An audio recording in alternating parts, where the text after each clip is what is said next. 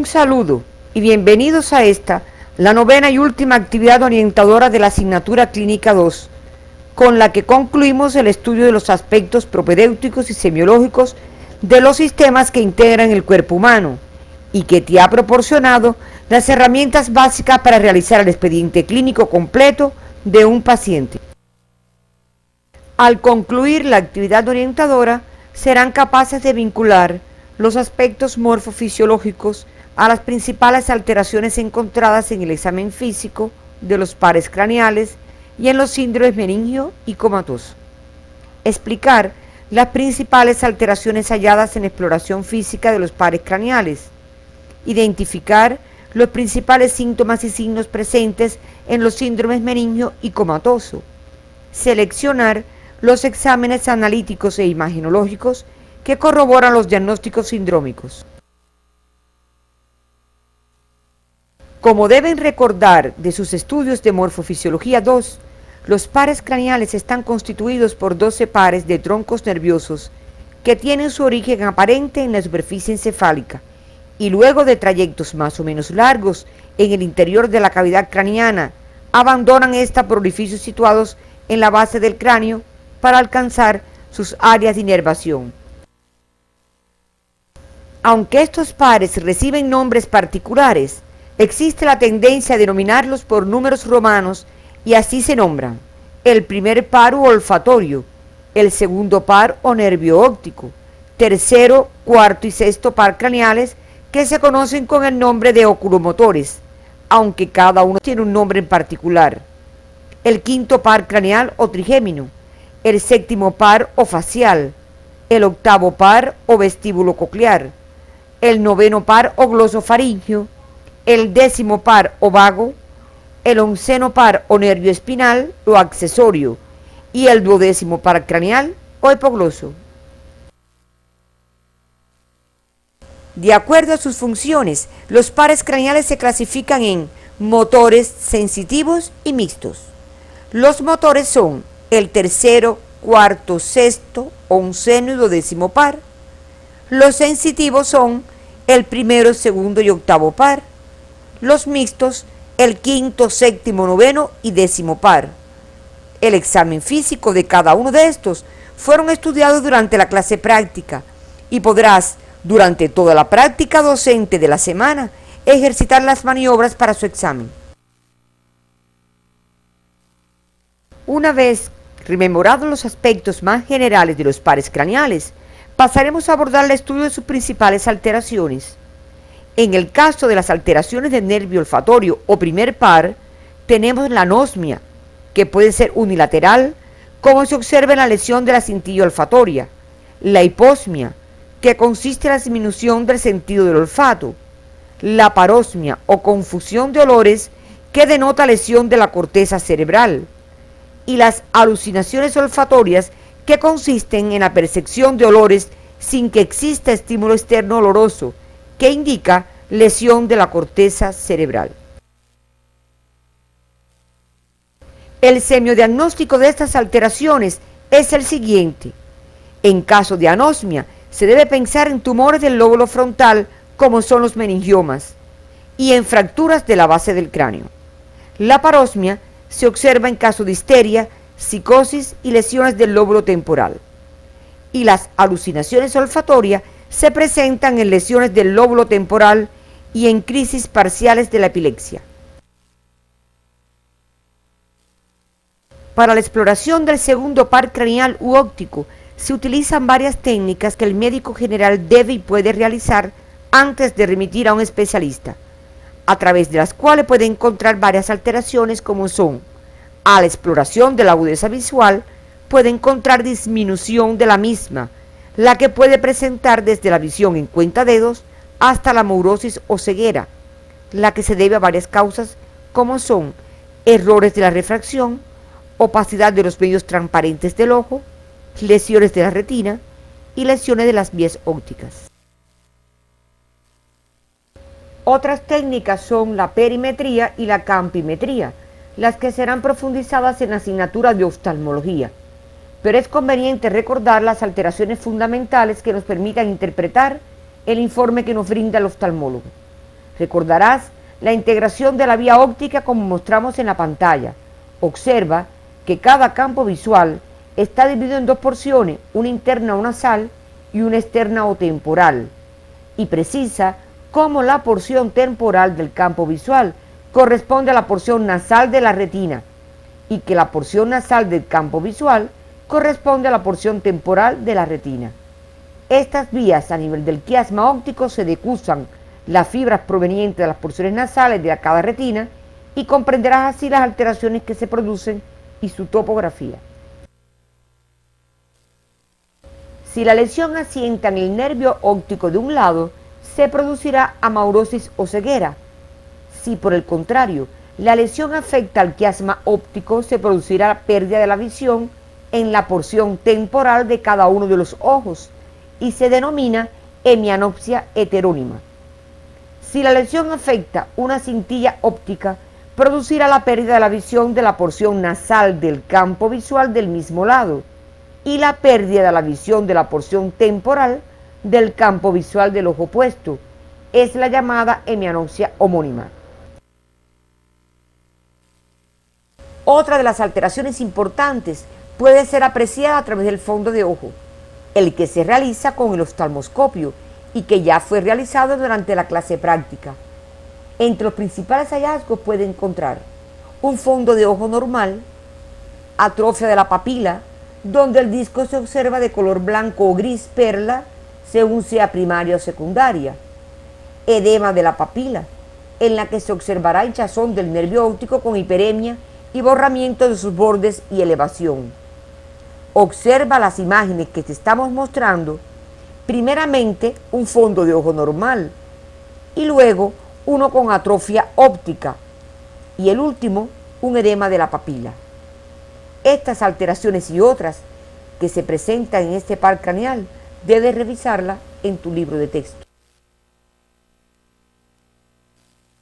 Las principales entidades que pueden producir trastornos en el fondo de ojo son inflamación del nervio óptico, como se observa en el curso de la esclerosis múltiple y es retrovulvar, la que se observa en el curso de otras enfermedades como la diabetes mellitus y la sífilis, que es óptica o vulvar.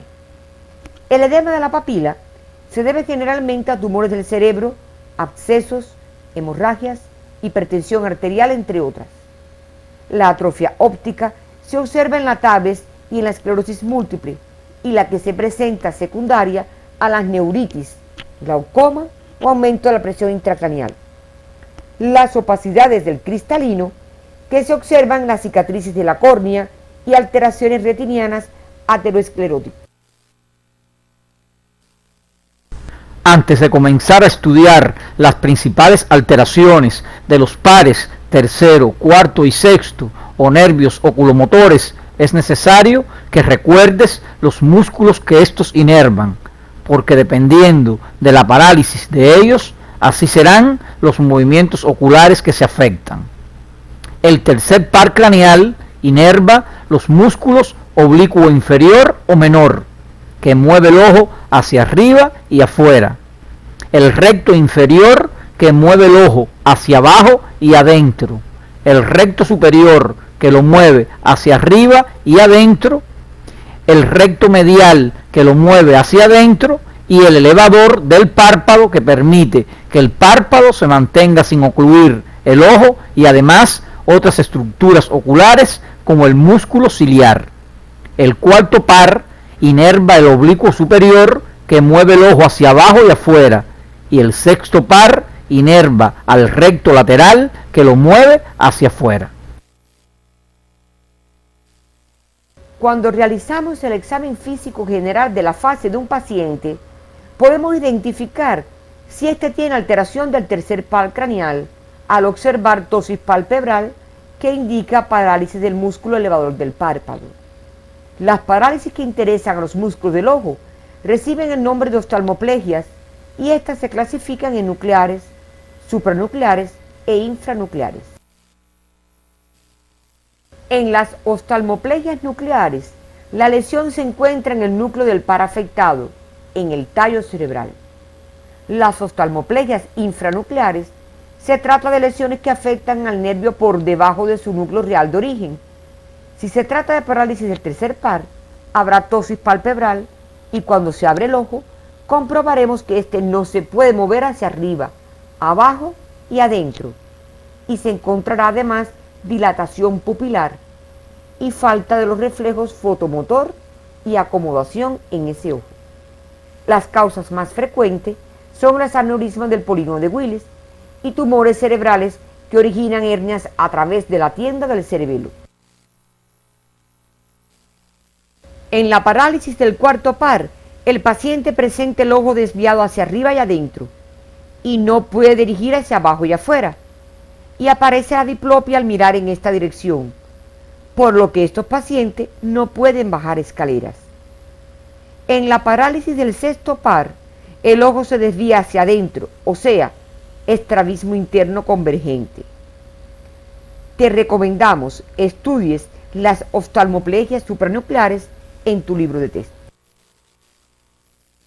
Orientaremos ahora el estudio de las lesiones de la porción intrínseca al tercer par craneal, la que se encuentra localizada a nivel de la pupila, ya sea alteraciones del tamaño y morfología de la misma, y o alteraciones de los reflejos pupilares.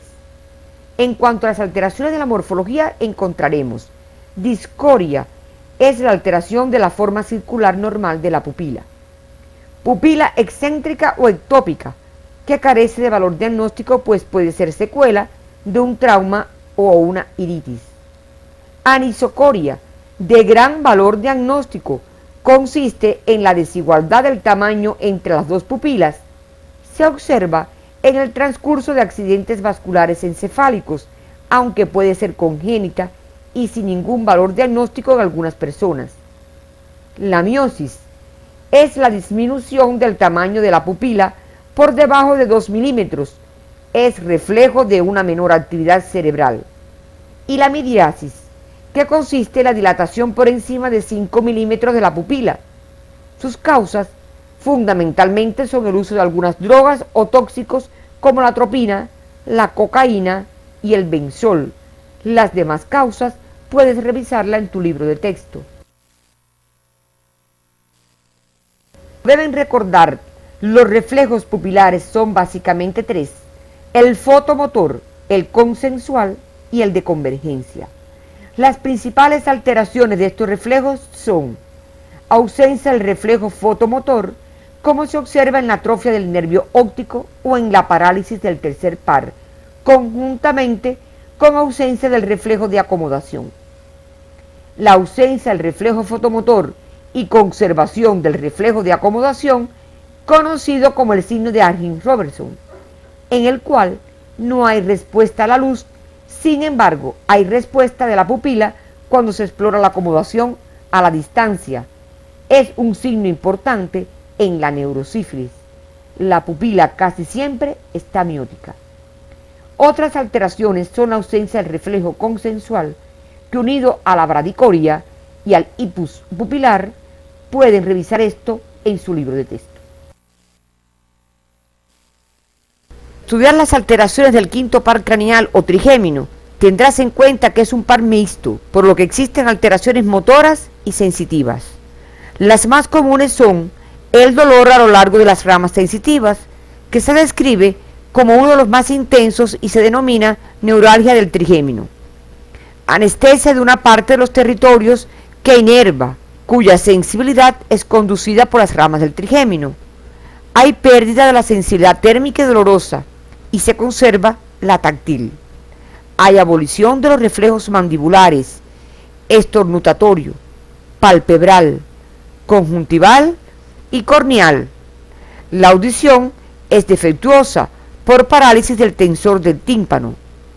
Trismo, que consiste en la contractura tónica de los músculos de la masticación, sobre todo de los maceteros, que dificultan abrir la boca. Se observa en el tétanos, la rabia y en la hipocalcemia, y en la intoxicación por estrinina. El séptimo par cranealofacial también es un nervio mixto, por lo que podrás encontrar alteraciones motoras y sensitivas. Dentro de las motoras, la más común es la parálisis facial, que puede ser central o periférica.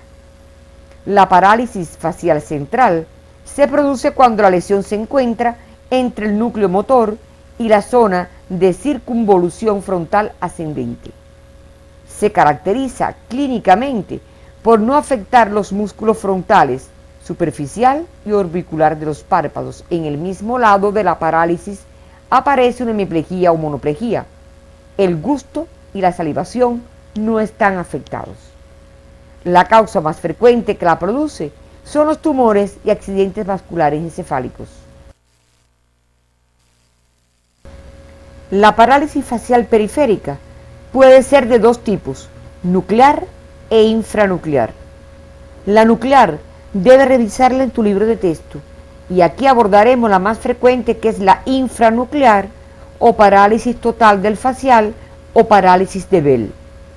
Se caracteriza clínicamente por afectar a todo el lado de la cara donde asienta la lesión.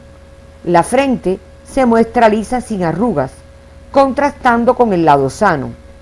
La ceja de ese lado caída, con imposibilidad de levantarla al fruncir el ceño.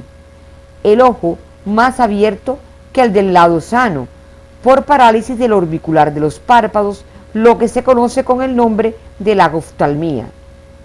Si se pretende cerrar el ojo, el globo ocular se dirige hacia arriba y afuera. El enfermo no puede ocluir completamente el ojo enfermo. Hay lagrimeo. La mejilla del lado paralizado flácida. Comisura labial desviada hacia el lado sano. El paciente no puede silbar. Es una parálisis flácida. Esto ocurre cuando la lesión asienta a la salida o más allá del agujero estilo mastoideo. Estas características se mantienen y se añaden otras atendiendo al lugar donde asiente la lesión, lo que debes revisar en tu libro de texto. La principal causa de parálisis facial periférica es la llamada parálisis a frigori, supuestamente producida por virus. Entre otras causas se encuentran procesos inflamatorios intrapetrosos, tumores de la parótida y las secciones traumáticas o quirúrgicas del nervio. Este tipo de parálisis no se asocia a los síndromes hemipléjicos, a diferencia de la parálisis facial central. Las principales alteraciones sensitivas de este par están relacionadas con las afectaciones del sentido del gusto en los 2/3 anteriores de la lengua, dentro de las que se encuentran la ageusia o pérdida del sentido del gusto, la hipogeusia o disminución del sentido del gusto y la parageusia o confusión de sabores.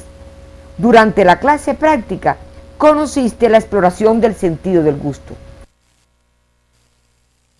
El octavo par craneal tiene dos porciones con funciones distintas: el nervio coclear, responsable de la audición, y el vestibular, que interviene en el control del equilibrio.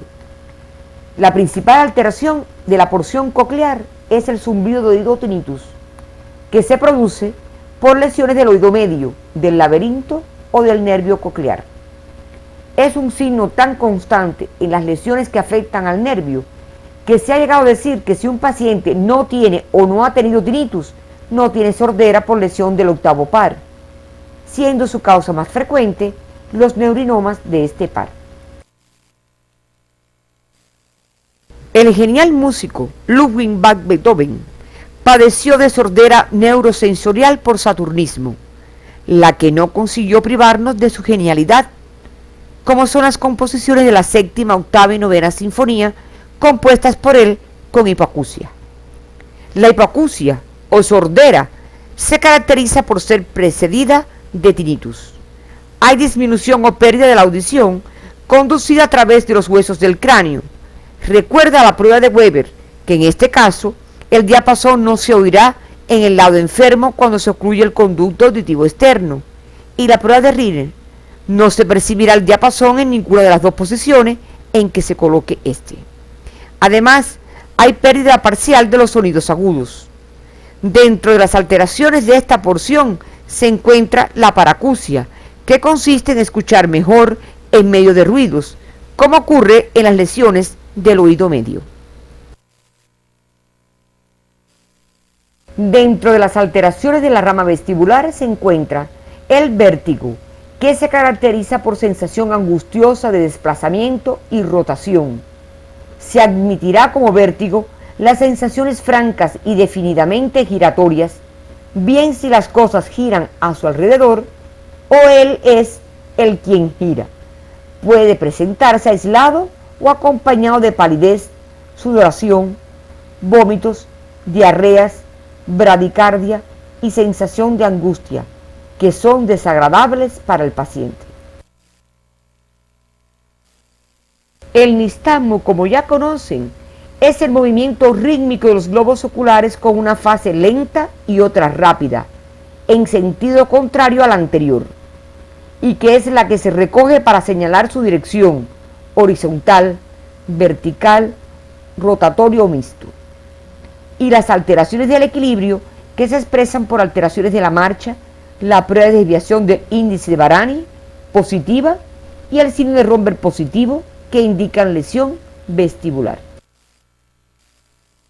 El semiodiagnóstico del vértigo incluye las siguientes alteraciones: enfermedades del laberinto como la laberintitis aguda, en el síndrome de Meniere y en la intoxicación por streptomicina, kanamicina o gentamicina, en las cuales el vértigo es de causa periférica.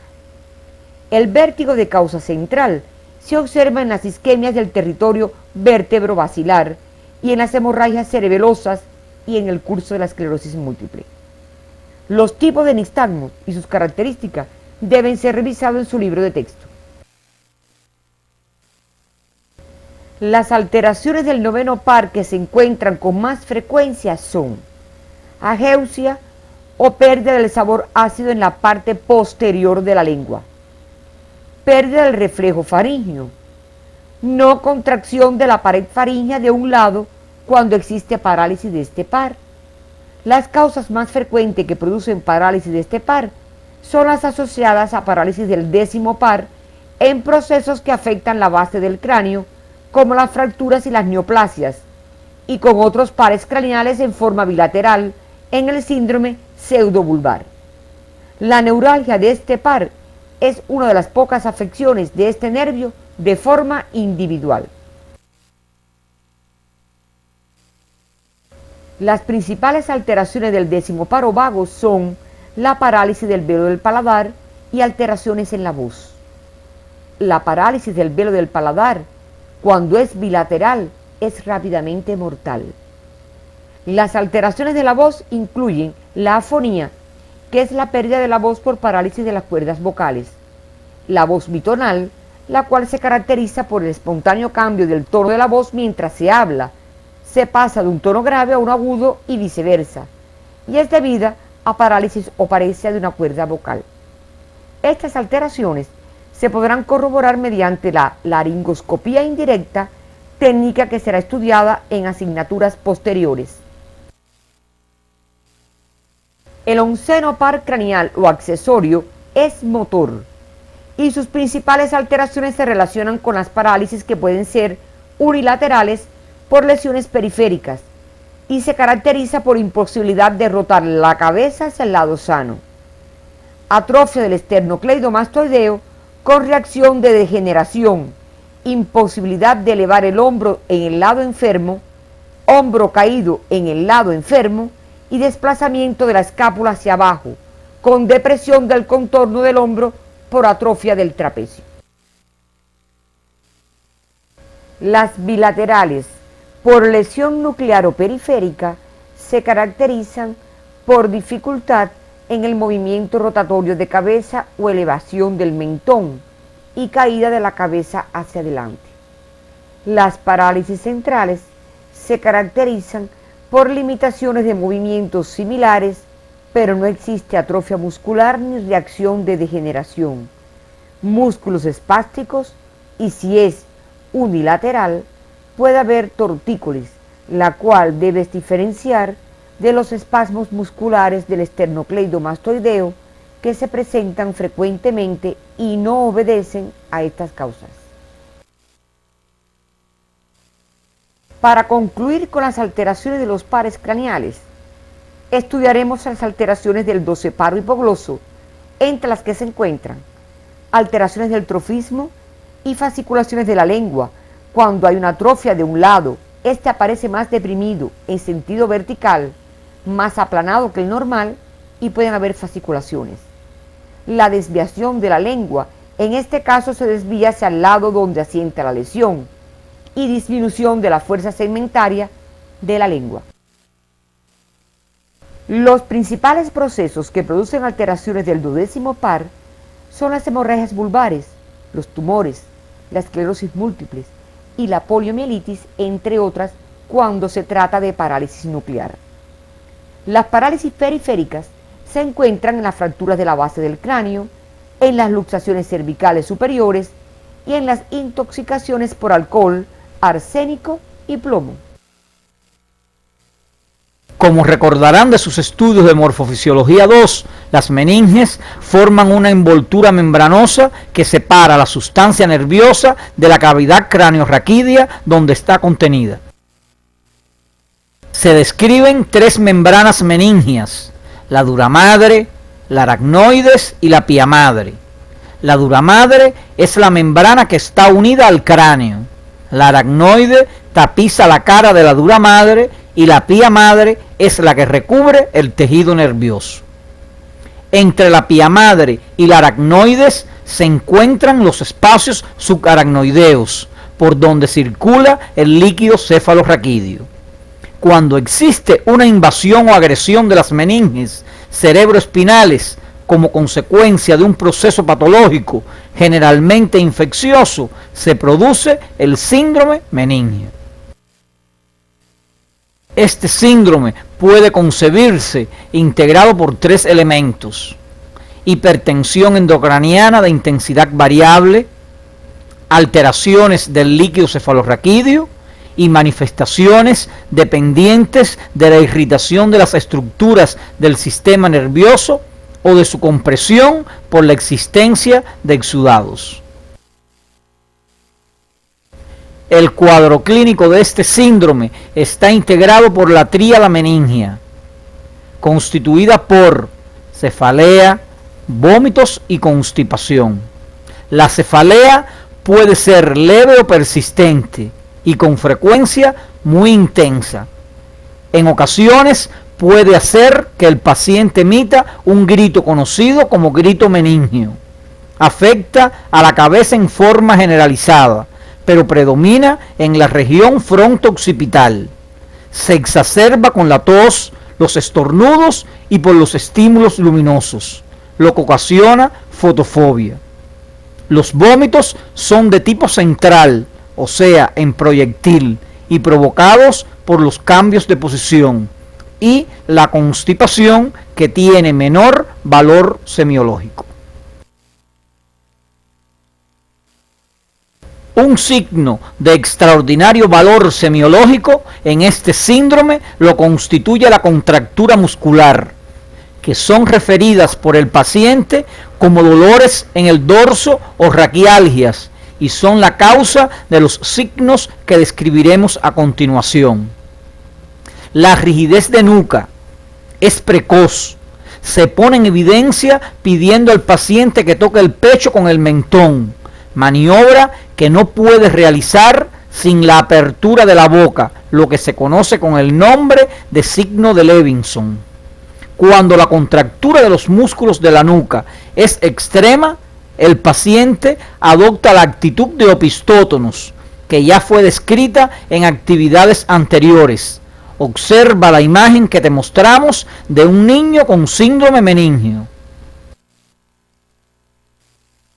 La rigidez puede afectar también el raquis y el paciente no puede doblar el tronco o le es difícil realizarlo. Si se le solicita que se siente, lo hace con gran rigidez y embaramiento, apoyado en sus miembros superiores colocados por detrás, lo que se denomina signo del trípode. La contractura de los miembros inferiores a nivel de los músculos flexores de los muslos produce flexión de los miembros inferiores, que unido a la posición en decúbito lateral que suele adoptar el paciente, produce la actitud en gatillo de fusil que caracteriza a este síndrome.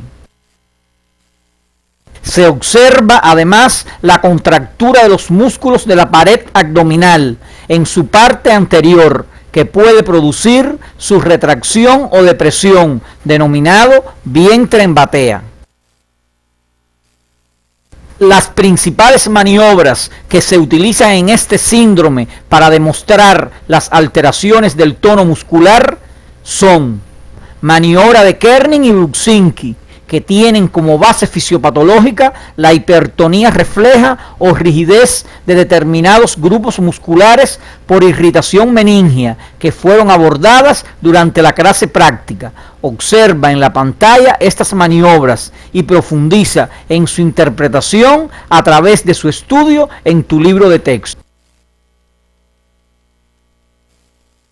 Otras manifestaciones clínicas posibles que se pueden observar en este síndrome serán convulsiones locales o generalizadas, hiperestesia cutánea o muscular, lo que significa que el contacto con la piel causa dolor, al igual que la compresión de las masas musculares de los miembros inferiores. La fiebre es habitual y oscila entre 39 y 40 grados centígrados. Las parálisis pueden ser incompletas, móviles y pasajeras, y pueden presentarse trastornos psíquicos y vasomotores. Este síndrome en los niños se puede presentar con ausencia de signos meningios y predominan las convulsiones y los vómitos. En los ancianos predomina la obnubilación con hipotermia, sin gran cefalea ni rigidez de nuca. Estos aspectos específicos los abordarás en las asignaturas correspondientes.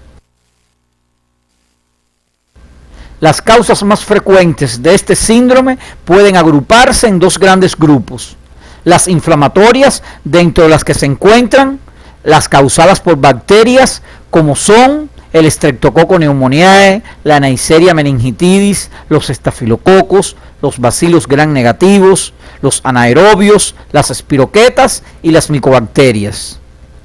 De causa viral, por enterovirus, herpesvirus y virus de la inmunodeficiencia humana.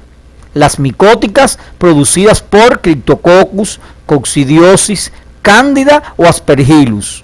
Y las parasitarias, producidas por el toxoplasma, el trypanosoma, el plasmodium o el cysticercus. Y por último, las no inflamatorias, que son producidas por sangrados cerebromeningios secundarios a hipertensión arterial, la ruptura de aneurismas, algunas diátesis hemorrágicas y, como se observa, en los traumatismos cráneoencefálicos y algunas neoplasias. Los estudios analíticos que se realizan en el líquido cefalorraquídeo ya lo conocen de clases anteriores y nos referiremos a las alteraciones de este en el síndrome meningio. En el síndrome meningio, cuando la causa inflamatoria es de causa viral, el estudio citoquímico del líquido cefalorraquídeo puede describirse con las siguientes evidencias. El aspecto del líquido es claro, transparente, la presión se encuentra normal o ligeramente aumentada, la concentración de glucosa es normal, al igual que la de los cloruros, las proteínas se encuentran aumentadas y las células aumentan, lo que se denomina pleocitosis, en 50 a 100 por 10 a la 6 por litro, a predominio de linfocitos. En los síndromes meningios de causa bacteriana y o micótica, el aspecto del líquido es turbio, el color puede ser gris, blanco, amarillento o verdoso, lo que es indicativo de la presencia de pus. La presión se encuentra aumentada, la glucosa está disminuida, los cloruros, en el caso de las bacterianas, pueden estar normal o bajos, y las proteínas se encuentran muy aumentadas. Las células generalmente se encuentran muy aumentadas por encima de 100 por 10 a la 6 por litros, a predominio de neutrófilos. si la meningoencefalitis es de causa tuberculosa, las células que predominan en dicha proporción son los linfocitos. El síndrome meningio de causa no inflamatoria producido por hemorragia cerebrovascular, el aspecto del líquido cefalorraquídeo es turbio, de color rojo sanguinolento, en dependencia de la intensidad de la hemorragia. La presión se encuentra muy aumentada, la glucosa es normal o aumentada. Las proteínas están muy aumentadas debido a la presencia de sangre y con ella su porción proteica. Se observa xantocromía después de centrifugado el líquido. Y al examen microscópico, los hematíes poseen aspecto carenado, debido a la deshidratación celular, dada su permanencia por más de 2 horas en el canal medular. Para terminar nuestra actividad de hoy, lo hacemos con un síndrome que causa gran conmoción y preocupación a los médicos. Nos referimos al síndrome comatoso. Antes de referirnos al concepto de este síndrome, debemos aclarar que hay estados que quedan fuera de este cuadro, como son las crisis histéricas, las crisis epilépticas que se acompañan de pérdida del conocimiento, la narcolepsia y las crisis sincopales de diversas causas. Entonces cabe preguntarnos, ¿qué se conoce por coma?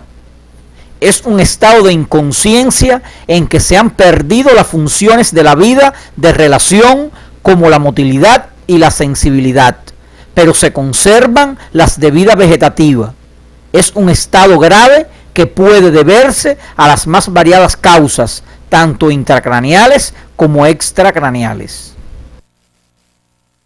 En el cuadro clínico del coma se distinguen los siguientes estadios evolutivos: la obnubilación, el estupor, el coma propiamente dicho, el coma carus y el coma de Passé. La obnubilación constituye una de las primeras manifestaciones. El paciente yace en cama, mueve los globos oculares, entreabre perezosamente los párpados, no muestra interés por lo que le rodea. Para obtener respuesta hay que interrogarlo varias veces. Tiene disminución de la atención, sus respuestas son breves y vacilantes, pero correctas. En el estupor hay un aumento del sueño. Con ciertas estimulaciones el paciente se despierta. Su tono de voz es bajo. Por estímulos intensos puede respondernos, pero sus respuestas son erróneas e interrumpidas por bostezos. El paciente no es capaz de cumplir órdenes. A veces pretende hacerlas, pero son equivocadas. En el coma propiamente dicho, se presenta depresión profunda de la conciencia. La boca se encuentra entreabierta. Hay desplazamiento de secreciones. Los ojos se encuentran cerrados. Ante excitaciones intensas puede responder con algún monosílabo o una excitación. No se puede comunicar con el enfermo. Existe pérdida de la motilidad y de la sensibilidad, pero se conservan las funciones vegetativas, a veces con alteraciones. El coma carus es un grado mayor que el anterior.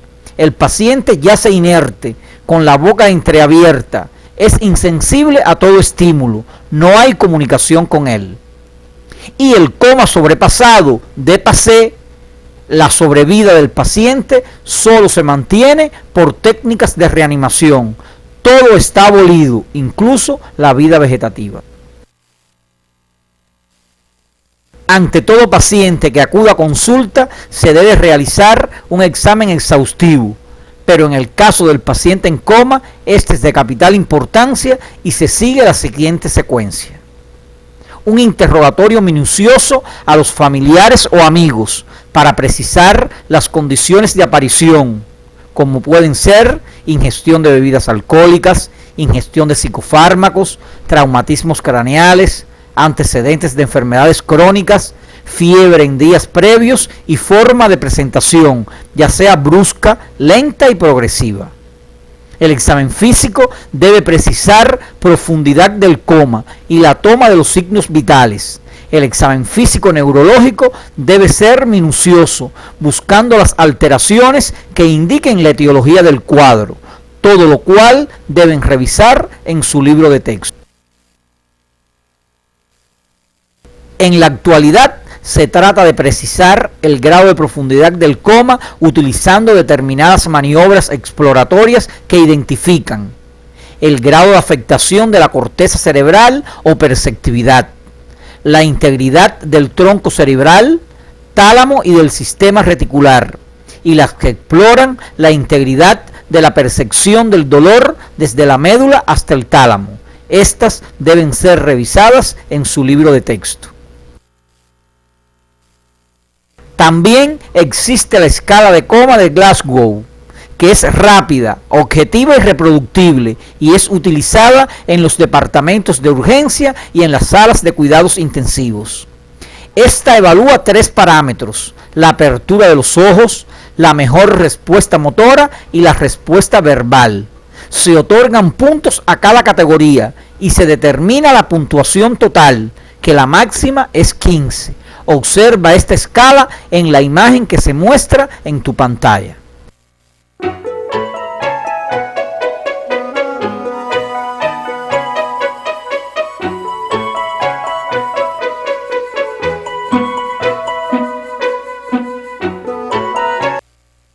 Nos referiremos a las diversas causas que pueden producir coma, entre las que se encuentran el coma por enfermedades propias del cerebro y sus envolturas, como se observa en los accidentes vasculares encefálicos, en las meningoencefalitis, en los tumores intracraneales primarios o metastásicos, por hemopatías malignas y en el estado de mal epiléptico. El coma que aparece debido a causas tóxicas exógenas, como en la ingestión de barbitúricos, el coma etílico, el morfínico, el producido por atropina y por órganos fosforados.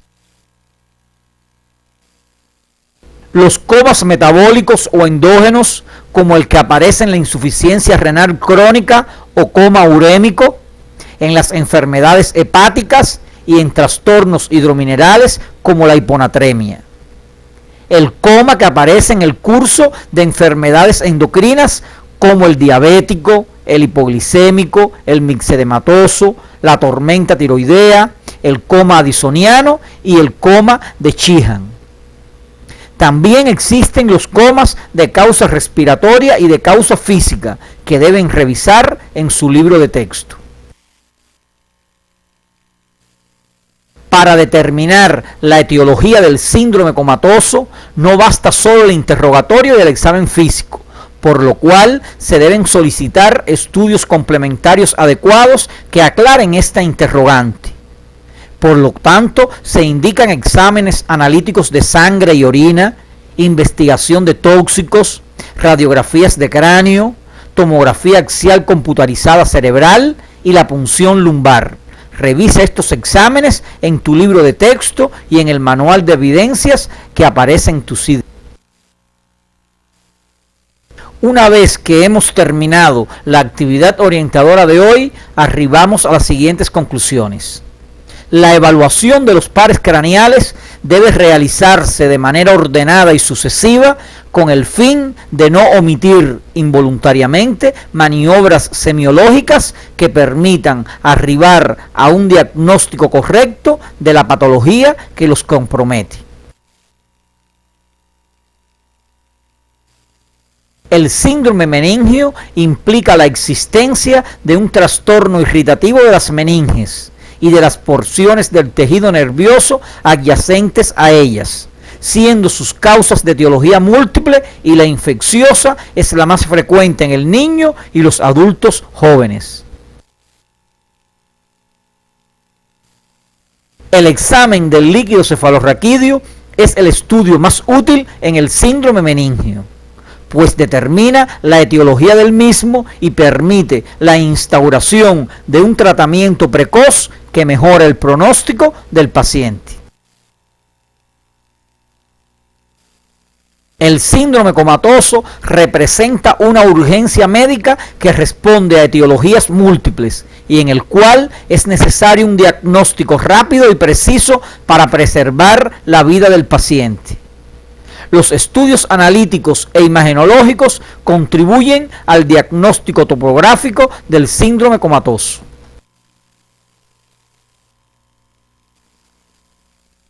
Esta constituyó la última actividad orientadora de Clínica 2, con la que cierra el ciclo de los conocimientos básicos para realizar el examen físico, la elaboración del expediente clínico y el resumen sindrómico en los pacientes que acuden a la consulta, para iniciar la asignatura Clínica 3, en la que se abordarán los riesgos y el estudio de las enfermedades más frecuentes en el individuo, su evolución, la conducta terapéutica, el pronóstico, las complicaciones y la rehabilitación, y en la cual el método clínico, epidemiológico y social serán aplicados para arribar a un diagnóstico positivo.